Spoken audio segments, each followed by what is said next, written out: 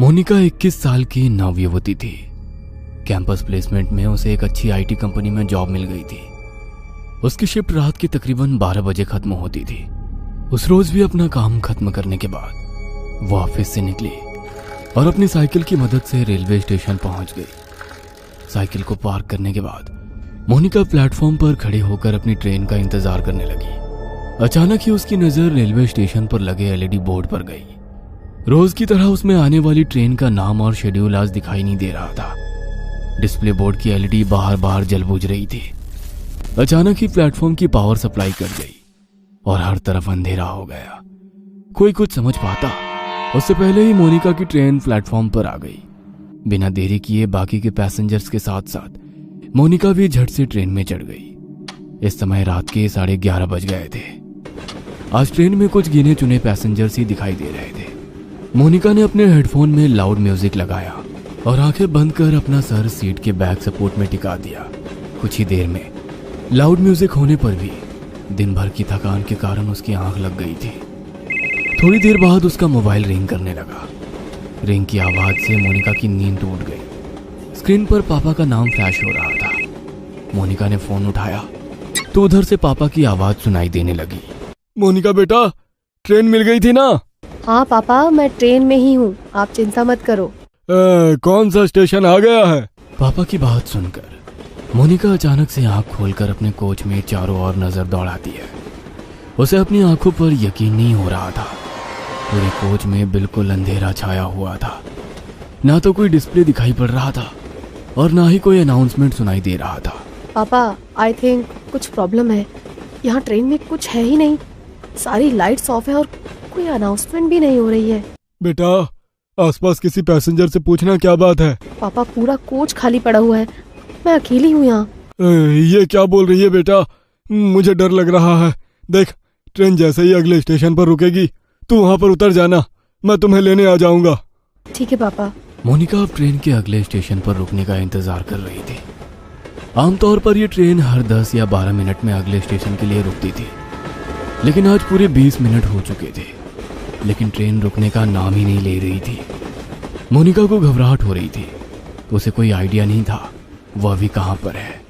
Driver के cabin में जाकर उससे कांटेक्ट करती हूँ, शायद कुछ हेल्प कर सके। ऐसा सोचकर मोनिका अपनी मोबाइल की टॉर्च ऑन करके इंजन रूम तक पहुंच जाती है। वहां जाकर वो ड्राइवर के केबिन को लगातार खटखटाती रहती है, लेकिन अंदर से कोई जवाब नहीं मिलता। डर से मोनिका की सांसें उखड़ रही थी। अपनी उखड़ती सांसों को शांत करके वह वापस अपनी सीट पर आकर बैठ जाती है। अब उसे बस ट्रेन के रुकने का इंतजार था ताकि वो नीचे उतरकर मदद मांग सके और अपने पापा को वहां बुला सके। इसी तरह 10 मिनट और बीत जाते हैं। अचानक ट्रेन की स्पीड कम होने लगती है।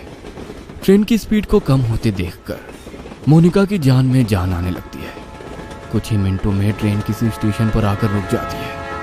बाहर घना अंधेरा छाया था। स्टेशन पर कहीं भी उजाला नहीं दिख रहा था। मोनिका ने खिड़की से झांककर बाहर देखा तो प्लेटफॉर्म पर एक भी इंसान नहीं था। अब तो मोनिका को और भी डर लगने लगा था। उसने जल्दी से अपना मोबाइल निकाला और फिर से पापा को फोन मिला दिया। पापा, ट्रेन किसी स्टेशन पर रुकी है, लेकिन ये कौन सा स्टेशन है कुछ समझ नहीं आ रहा। बाहर सिर्फ अंधेरा ही अंधेरा दिखाई दे रहा है। प्लेटफॉर्म पर भी कोई आदमी नहीं दिख रहा है। मैं क्या करूं? बेटा, एक बार मैप में अपनी लाइव लोकेशन चेक करो, तुम्हें पता चल जाएगा कि अभी तुम्हारी ट्रेन कहां पर है। मोनिका अपनी लोकेशन चेक करती है तो पता चलता है कि वो किसी अनजान जगह पर है जिसे जीपीएस भी ट्रैक नहीं कर पा रहा था। मोनिका फिर अपने पापा को फोन लगाती है। पापा, ये सब क्या हो रहा है मेरे साथ? इस जगह को जीपीएस भी ट्रैक नहीं कर पा रहा है। मैं कहाँ जाऊं? आप आ जाओ पापा, मुझे बहुत डर लग रहा है। अचानक सिग्नल कटने के कारण कॉल डिस्कनेक्ट हो जाता है। मोनिका स्टेशन पर घूमकर बाहर निकलने का रास्ता ढूंढने लगती है। तभी उसे वहां पर एक बड़ा सा बोर्ड लगा हुआ दिखाई देता है। इस पर जरूर स्टेशन का नाम लिखा होगा। टॉर्च जलाकर देखती हूँ। जैसे ही वो टॉर्च की रोशनी में बोर्ड की ओर देखती है, उसके शरीर में कपकपी सी होने लगती है। वह बोर्ड पूरी तरह से खून से लथपथ था और उस पर से अभी भी खून की बूंदें टपक रही थी। मोनिका घबराकर वहां से भागकर वापस अपनी ट्रेन की ओर आने लगती है कि तभी उसका फोन बजने लगता है। डरो नहीं बेटा, हिम्मत से काम लो।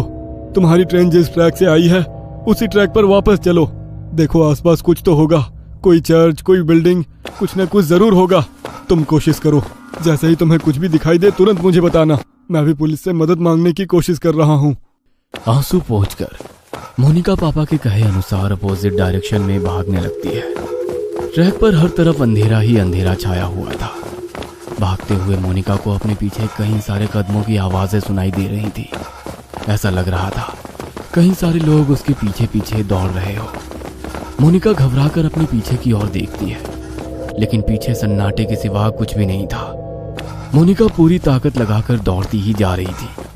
अचानक ही उसके कानों में किसी की आवाज सुनाई देती है। ऐसा लग रहा था कोई गुस्से में उसका नाम पुकार रहा हो। मोनिका अब इतना ज्यादा डर चुकी थी कि उसके अंदर पीछे मुड़ने की हिम्मत भी नहीं बची थी। हाथ में मोबाइल पकड़े वह फ्लैशलाइट की रोशनी में दौड़ती चली जा रही थी।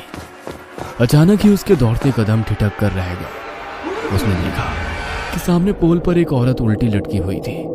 उसके बाल हवा में लहरा रहे थे और वो खतरनाक चेहरे के साथ जोर जोर से हंस रही थी। मोनिका का हलक डर से सूख रहा था।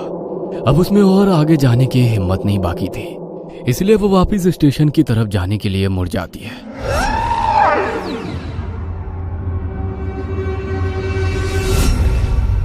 वापस मुड़ते ही उसे कुछ दूरी पर एक आदमी दौड़कर उसकी ओर आता दिखाई देता है। उसका पूरा शरीर कटा फटा सा दिखाई दे रहा था। उसका चेहरा बहुत डरावना दिख रहा था, जैसे कहीं पर कुचला गया। वो आदमी हाथ हिलाकर उसे ट्रैक पर दौड़ने से मना कर रहा था। मोनिका को अब समझ नहीं आ रहा था कि वो कहाँ जाए। घबराकर वो फिर से पोल की तरफ देखती है, जहां अभी कुछ मिनटों पहले एक औरत उल्टी लटकी हुई थी। वो पोल अब बिल्कुल खाली था। आगे का रास्ता भी बिल्कुल खाली दिखाई दे रहा था, इसलिए उस आदमी से बचने के लिए मोनिका फिर से ट्रैक पर दौड़ने लगती है। कुछ दूर दौड़ने के बाद उसे ट्रैक के पास एक गाड़ी खड़ी दिखाई देती है। मोनिका अपने पापा को गाड़ी के बारे में बताने के लिए फोन उठाती है, तो देखती है कि फोन की बैटरी डाउन हो गई है। इस गाड़ी के हेडलाइट्स ऑन है, मतलब गाड़ी में जरूर कोई है। क्या करूं? मदद मांग लूं या ऐसे ही भूतिया स्टेशन पर अपनी मौत का इंतजार करती रहूं? मोनिका कुछ देर सोचती है और उसके बाद हाथ हिलाते हुए गाड़ी के सामने जाकर खड़ी हो जाती है। मोनिका को ऐसी हालत में देखकर गाड़ी के अंदर से एक आदमी बाहर आता है। क्या बात है, इतनी रात को आप ऐसे ट्रैक पर क्या कर रही हैं? सब ठीक तो है ना? मोनिका बुरी तरह हाँफ रही थी। ऐसा लग रहा था वह किसी भी पल बेहोश होकर गिर पड़ेगी। मोनिका की ऐसी हालत देखकर वह आदमी उसे गाड़ी के अंदर बैठा लेता है। अच्छा, आप आराम से अंदर बैठकर बताइए क्या बात है। पता नहीं क्या हो रहा है मेरे साथ। मैं न जाने कैसे इस जगह पर आ गई। अब मैं लाख कोशिशों के बाद भी यहाँ से निकल नहीं पा रही। आप बता सकते हैं ये कौन सी जगह है? मोनिका अपनी ही धुन में बोलती चली जा रही थी। तभी उसे महसूस हुआ कि कार सवार युवक उसे वापस प्लेटफॉर्म की ओर ले जा रहा है। No please stop. तुम मुझे कहाँ ले जा रहे हो? मुझे वापस वहां नहीं जाना है। मोनिका के इतना कहते ही वह लड़का मुस्कुराते हुए पीछे देखता है। अगले ही पल उस लड़के का चेहरा बदलने लगता है और वो उसी आदमी की शक्ल में बदल जाता है जो ट्रैक पर उसका पीछा कर रहा था। मोनिका के मुंह से एक जोरदार चीख निकल जाती है और वो कार से उतरकर फिर से पागलों की तरह दौड़ने लगती है। उसे अपने पीछे उस आदमी के कदमों की आवाज साफ सुनाई पड़ रही थी। दौड़ते हुए वो वापस अपनी ट्रेन के सामने आ जाती है। कोई और रास्ता ना सूझने पर वो छिपने के लिए वापस ट्रेन में चढ़ जाती है और एक सीट के नीचे छिपकर बैठ जाती है। मोनिका का पूरा शरीर पसीने से लथपथ हो गया था। वह अभी तक डर से कांप रही थी। डर उसके दिमाग में इस कदर बैठ गया था कि अगले ही पल वो डर से बेहोश हो गई थी। कुछ ही पलों में ट्रेन चल पड़ती है और उस स्टेशन को पीछे छोड़कर आगे बढ़ जाती है। कुछ देर बाद मोनिका को होश आता है तो वह खुद को स्टेशन के इमरजेंसी रूम में पाती है। अब आप कैसा फील कर रही हैं मैम? आप अपनी सीट पर बेहोश हो गई थी। ट्रेन के स्टाफ मेंबर आपको यहाँ लेकर आ गए। आप अपने घर पर किसी को इन्फॉर्म कर दीजिए। मोनिका हैरानी से चारों ओर देख रही थी। उसे अभी तक यकीन नहीं हो रहा था कि वो उस स्टेशन से वापस आ गई है। प्लीज मेरे पापा को बुलवा दीजिए। मैम, आपके फोन की बैटरी लो हो गई थी, मैंने चार्ज कर दिया है, ये लीजिए। मोनिका अपना फोन निकालकर पापा को फोन लगाती है। हेलो, कहाँ थी तू बेटा? मैं कितना परेशान था। 3 घंटे हो गए, अभी तक घर नहीं लौटी। पापा, आप तो जानते हैं ना, मैंने आपको फोन किया तो था। बेटा क्या बोल रही है, तू है कहाँ? मोनिका पापा को अपनी लोकेशन भेज देती है। कुछ ही देर में मोनिका के पापा आकर उसे अपनी कार से घर ले जाने लगते हैं। रास्ते में मोनिका अपना फोन निकालकर कॉल हिस्ट्री चेक करती है।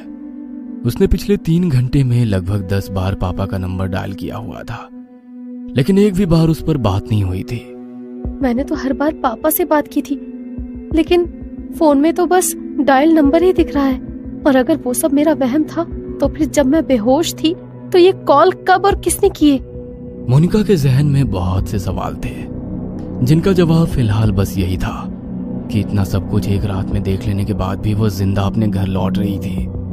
मोनिका पिछली रात की घटना को एक बुरा सपना समझकर भूल जाना चाहती थी कि तभी उसकी नजर अपनी गाड़ी के साइड मिरर पर पड़ती है। वो देखती है कि वही कटे पिटे चेहरे वाला डरावना आदमी उसकी गाड़ी के ठीक पीछे पीछे चला आ रहा है।